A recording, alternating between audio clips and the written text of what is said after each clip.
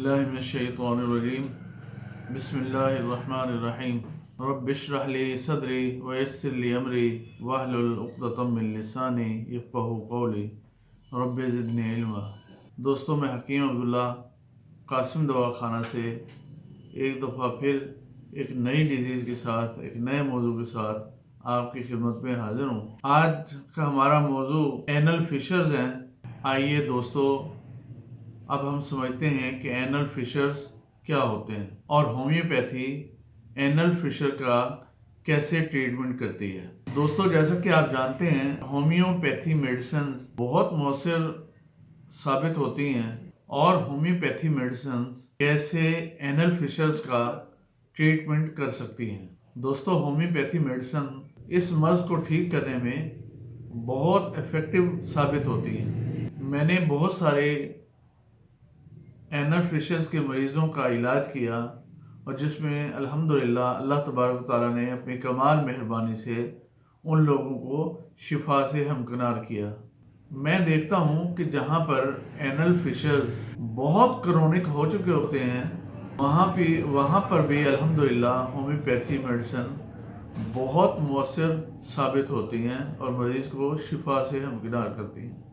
दोस्तों, अब हम जानते हैं कि एनल फिशर्स क्या होते हैं। इस मर्ज को बढ़ाने में, इस मर्ज को वजूद में लाने में सबसे बड़ा रोल कब्ज का होता है। दोस्तों, जब हमें काफ़ी अरसा तक कब्ज की शिकायत रहे या क्रोनिक डायरिया की शिकायत रहे, यानी दायमी इसहाल रहे, मरीज दायमी इसहाल का शिकार हो, यानी कि उसके अंदर दायमी इसहाल का मर्ज देर तक रहे, तो ऐसी सूरत हाल में एनल रीजन पर इरिटेशन हो जाती है और एनल रीजन पर क्रैक्स पड़ जाते हैं, यानी कट्स पड़ जाते हैं। आइए अब इसकी अलामात यानी सिम्टम्स पर आते हैं। मरीज बहुत ज़्यादा दर्द महसूस करता है, स्टूल पास करते हुए मरीज को शदीद दर्द होता है और कुछ केसेस में खून भी आता है और कुछ केसेस में इचिंग होती है, यानी खारिश होती है और कुछ केसेस में डिस्चार्ज भी होता है। दोस्तों, अब हम जानते हैं कि इस मर्ज के साइन और सिम्टम्स यानी अलामात और निशानियां कैसी होती हैं। पहला साइन विजिबल साइन होता है।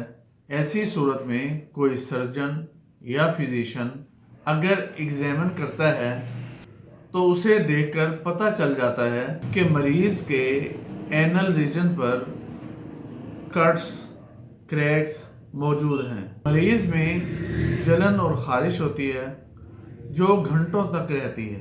फिशर में पेन यानी दर्द एक अहम अलामत है। पखाना से पहले और पखाना कर चुकने के बाद दर्द होता है। एक और अहम अलामत जो कि मरीज महसूस करता है वो डिस्चार्ज है। पुराने फिशर में डिस्चार्ज बदबूदार और जर्द रंग का होता है। तो दोस्तों, आइए अब हम इसके इलाज की तरफ चलते हैं और देखते हैं कि इस मर्ज के लिए कौन सी होम्योपैथी मेडिसिन्स कारगर होती हैं। इस मर्ज में सबसे पहली और इफेक्टिव मेडिसिन रेटिनिया 200 है। ये दवा हर तरह के एनल फिशर्स में हेल्पफुल होती है। इसकी सबसे पहली अलामत दर्द और बहुत ज़्यादा दर्द है। मरीज स्टूल पास करते वक्त और स्टूल पास कर चुकने के बाद शदीद दर्द महसूस करता है और ये दर्द घंटों जारी रहता है। अगली दवा एसिड नाइट्रिकम है। एनिस एरिया में शार्प कटिंग पेन होता है, यानी शदीद दर्द होता है। ये दर्द तेज काटने वाले होते हैं और देर तक रहते हैं। स्टूल पास करते वक्त और स्टूल पास करने के बाद दर्द होते हैं। इस दवा की खास अलामत जिस पर नाइट्रिक एसिड दी जा सकती है वो है तेज दर्द के साथ खून का आना। अगली दवाई पियोनिया 200 है। मरीज के एनिस एरिया में यानी मकद में खारिश होती है और कांटा चुभने जैसा درد ہوتا ہے۔ زرد رنگ کا بدبودار مادہ خارج ہوتا ہے۔ اگلی دوائی ہیپر سلفر ہے۔ اینس ایریا میں درد ہوتا ہے۔ اگر فشر کنورٹ ہو جائے اینل ایبسس میں یعنی مقد کے پھوڑے میں، جیسا کہ یہ علامت ایک کامن علامت ہوتی ہے، ایسی صورت میں ہیپر سلفر اور سلیشیا بہت ایفیکٹو دوائیاں ثابت ہوتی ہیں۔ اگلی دوائی سلفر ہے جو کہ اس مرض کے لیے بہت مؤثر دوا ثابت ہوتی ہے۔ یہ دوا اینل فشر میں بہت ہیلپ فل ثابت ہوتی ہے۔ اینل فشر کے علاج میں اگر سلیشیا، ریٹینیا، ایسڈ نائٹ، پیونیا، ہیپر سلفر یہ سب فیل ہو جائیں، مریض میں شدید برننگ اور ایچنگ ہوتی ہو جو کہ کرونک فشر میں ایک کامن علامت ہے، تو ایسی صورت میں سلفر بہت اچھا کام کرتی ہے۔ دوستو اس مرض کی اگلی دوائی گریفائٹس 30 ہے۔ مریض شدید ترین قبض کا شکار ہوتا ہے۔ پخانہ زور لگانے سے بمشکل خارج ہوتا ہے۔ سٹول پاس کرنے کے وقت مریض کو شدید درد ہوتا ہے اور سٹول پاس کرنے کے بعد بھی شدید درد کا مریض کو سامنا کرنا پڑتا ہے۔ سٹول گانٹھ دار اور سخت قسم کا ہوتا ہے اور اس مریض کے تمام اخراجات شدید بدبودار ہوتے ہیں۔ فشر کے کیسوں میں سلفر 1 m اکسوامیکا 1 m دینا کبھی نہ بھولیں۔ 8 دن کے بعد سلفر 1 m نہار کھانے پینے سے پہلے ایک خوراک مریض کو دیں اور نکسوامیکا شام 5 بجے 1 m کی ایک خوراک ہر 8 دن کے بعد ضرور دہرائیں۔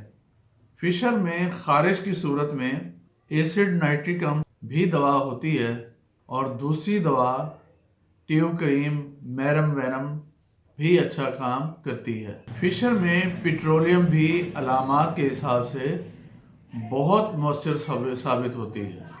فشر میں اگر خون آنا شروع ہو جائے تو وہاں لیکسس بھی اپنا کمال کام سر انجام دیتی ہے اور مریض کو بہت اچھا ریلیف دیتی ہے۔ دوستو حسب سابق میں آپ کی توجہ خاص طور پہ پرہیز کی طرف لانا چاہوں گا،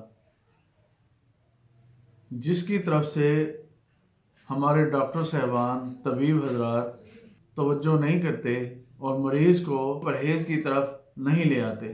دوستو علاج اور پرہیز ایسے ہی ہے کہ جیسے ایک گاڑی میں پیٹرول ہو اور اس گاڑی کی چابی نہ ہو تو وہ گاڑی کسی صورت بھی اسٹارٹ نہیں ہو سکتی اور نہ ہی اپنی منزل کی طرف روانہ ہو سکتی ہے۔ اگر گاڑی میں چابی ہو، پیٹرول نہ ہو تب بھی کام نہیں چلتا۔ علاج کے ساتھ پرہیز کا ہونا شرط ہے۔ مریض کو تمام ایسیڈیٹی والی غذائیں بند کرائیں، خاص طور پر پکوڑے، سموسے، نمکو، دہی بڑے، cold drinks, pasta, pizza, burger, شوارمے، نوڈلز، فارمی مرغی کے پیس براہ کرم یہ چیزیں بند کرائیں۔ انہی چیزوں کی وجہ سے ہماری زندگیاں خطرے میں ہیں اور ہمیں عجیب طرح کی بیماریاں لاحق ہیں اور جن کی وجہ سے انسانیت بہت شدید مشکلات کا شکار ہے۔ مریضوں کو نیچرل غذاؤں کی طرف لے کر آئیں، قدرتی غذاؤں کی طرف لے کے آئیں، سبزیوں کا استعمال کروائیں، یعنی کدو، ٹینڈے، شلجم، گاجر، مولی، مونگے وغیرہ۔ مسالہ جات ہلکے سے ہلکے استعمال کرائیں، تیز اور اسپائسی قسم کی غذا سے پرہیز کریں۔ مسالہ جات ثابت فارم میں لے کے آئیں اور گھر میں کوٹیں اور استعمال کریں۔ بازاری پسے پسائے مسالوں سے اجتناب کریں۔ نمک بازاری پسا ہوا مت استعمال کریں۔ ثابت پنک سالٹ بازار سے لے کے آئیں، اسے گھر میں کوٹیں، چھانیں اور استعمال کریں۔ صحت ہزار نعمت ہے، اگر ایک دفعہ صحت بگڑ جائے تو لگ پتہ جاتا ہے اور انسان بہت تکلیف کا سامنا کرتا ہے۔ امید کرتا ہوں میری چند گزارشات آپ کو پسند آئی ہوں گی۔ اگر میری گزارشات پسند آئی ہیں تو اپنے تمام دوستوں تک اس ویڈیو کو شیئر کیجیے گا تاکہ ہم سب مل جل کر دکھی انسانیت کی خدمت کرنے میں اپنا حصہ ڈال سکیں۔ اللہ ہمیں اور آپ کو آسانیاں بانٹنے کا شرف عطا فرمائے۔ اسی کے ساتھ اجازت چاہتا ہوں، اگلی ویڈیو میں انشاءاللہ ایک نئے موضوع کے ساتھ آپ سے ملاقات ہوگی۔ تب تک کے لیے السلام علیکم ورحمۃ اللہ وبرکاتہ۔